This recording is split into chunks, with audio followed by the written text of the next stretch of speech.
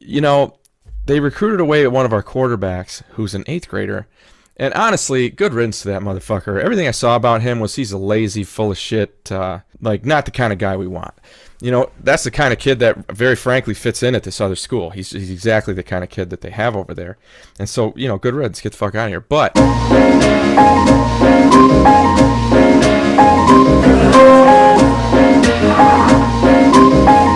that video that you just watched is a JV high school football coach in Michigan. The player that he's MFing is my nephew. Over the past 5 years, I've always talked about coaches taking players that leave for maybe a better environment to stop taking that so personally. I've known coaches that basically gave up on an entire age group, gave up on a team because the top 3 or 4 players left. We can't take things as coaches so personally. It's not about you, it's about the kid.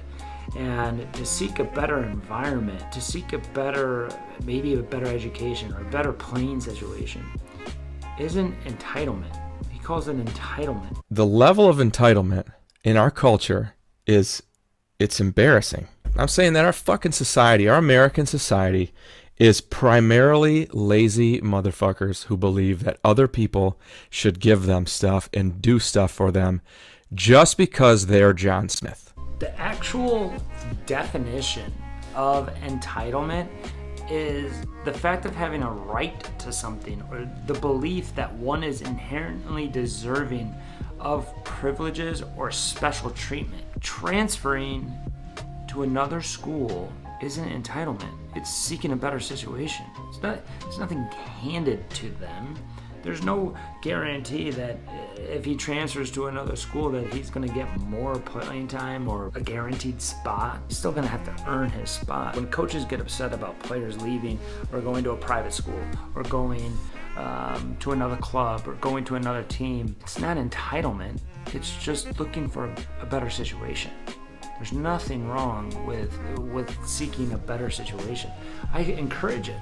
I always want players to have multiple playing options. When you only have one playing option, it doesn't end well. It doesn't end well when you only have one playing option. Now, entitlement, there is an entitlement issue. Entitlement is when kids do the bare minimum and expect great results. That's not my nephew. To say that he's entitled or lazy or whatever, all because you're worried about the mass exodus. That's all this is. And he even says it. Unfortunately, he's kind of a charismatic kid. He's one of these kids who kind of matured early, so he was the cool guy. He's good at athletics, and so he's got a lot of friends among his classmates, and so he tried bringing them with him. It's not entitlement. Putting the kids first.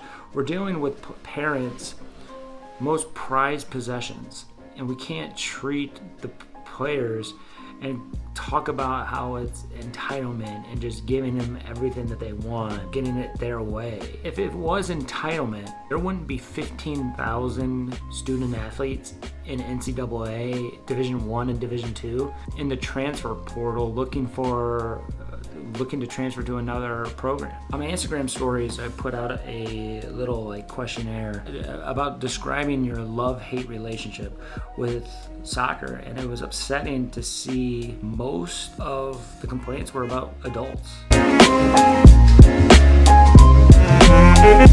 Describe your love-hate relationship with soccer. I'll keep this anonymous. Falling in and out of love with the game, whether it be due to a coach or a job, etc. Having fun playing it and liking the sport, but having a coach that ruins the whole thing for you. Love the creativity about the game.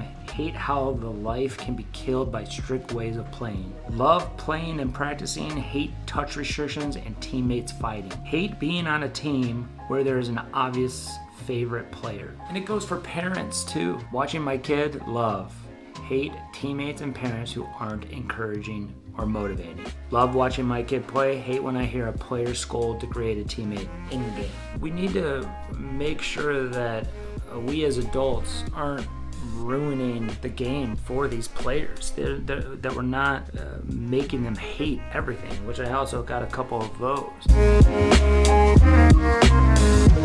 Luckily, that guy ended up getting fired pretty swiftly. He got fired pretty quickly from from the school district.